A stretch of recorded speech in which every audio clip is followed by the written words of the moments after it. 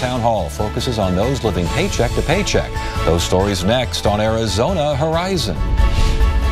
Nearly half of Arizona's households are just one financial disaster from falling into extreme poverty. For people of color, it's nearly 70%.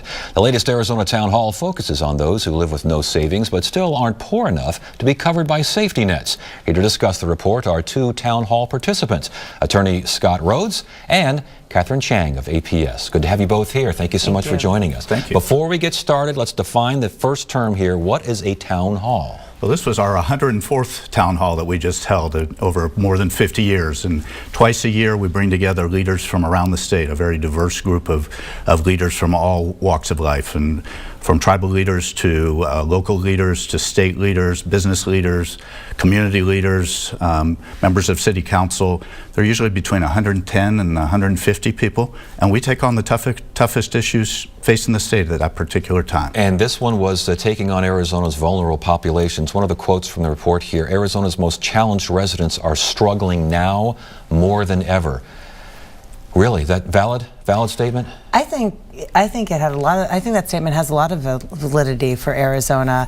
The voice, the collective voice of the town hall, with various leaders and professionals in a whole bunch of different fields, had statistics and facts and different points of view that were startling. I found that they were startling to me. Give me an example. What seemed to move you the most, or maybe surprise you the most? One of the things that really stood out, the background report before the town hall was prepared by ASU, and one of the statistics was 46% of Arizona households are vulnerable. And the way we defined that, it was being basically one crisis away from falling into where you need help from the safety net, from the social welfare system. So if you're walking down the street, pretty much 1 out of every 2 people you see is vulnerable in one way, statistically. And that can range from risk of losing a job or reduction of hours to things that are more serious. It can be people who are elderly might not have transportation to get to a doctor's appointment. So we looked at really a huge problem in terms of its breadth. But we, over 2.5 days, we focused very hard on what does it mean to be vulnerable, and more importantly, what might we be able to do as a state to help people who are vulnerable. What were some of the thoughts on what the state can do to help these people? The report was just released last night, and the common thread throughout all the recommendations were surrounding around communication, collaboration, and transparency. So I know that one of the town hall participants has actively taken on predatory lending and has reached out to Cynthia Zwick of the Arizona Community Action Association to begin putting together a plan on how to restrict predatory lending in their community, in his community. I noticed liquid asset poverty was mentioned in the report. That 61% with subprime credit. Is it worse in Arizona? Is that kind of thing worse here than it is in other parts of the country? As many things, it does tend to be a little bit worse in Arizona, and I think we get used to being ranked pretty low.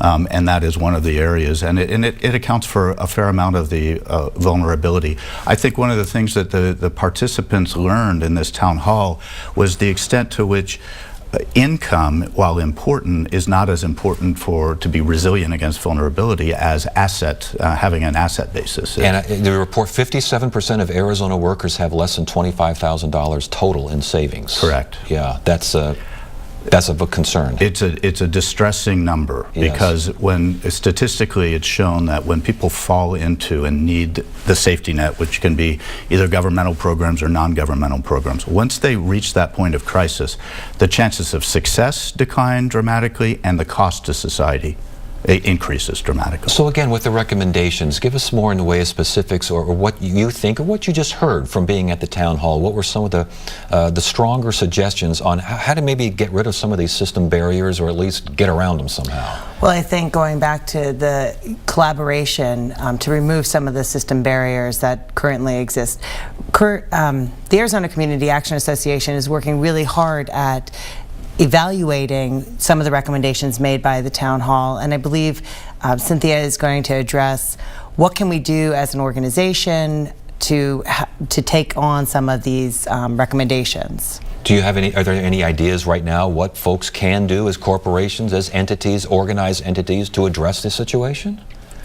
I think the report was just released Yeah. last night, so for me it's hard to make that comment, but I do know that every business and organization should be mindful and again collaborate, coordinate, and make sure that everything that they're doing is transparent, so in order to help this population. One of the things that really stood out to me about these participants at this town hall was the effort they put into coming up with recommendations. This town hall report has a lot of recommendations in it, and more importantly, they organize their recommendations by who will do them and how much will they cost.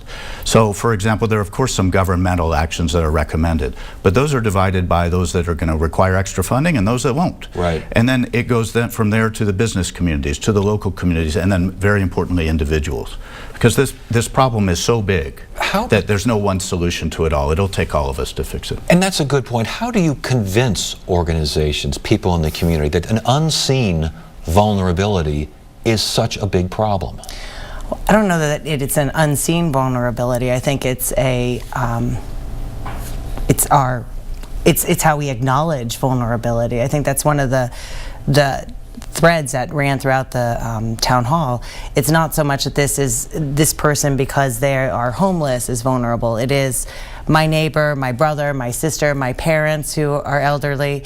Those people are vulnerable, and so as a collective group, we really worked to make sure we dove in, I think, very well to address this. But again, with the idea of unseen vulnerability, meaning not so much the homeless person, not so much the person, it's obvious there are problems there, but the person, again, maybe with $20,000 in savings, they're employed, the safety nets aren't quite eligible for, they're not eligible for those nets.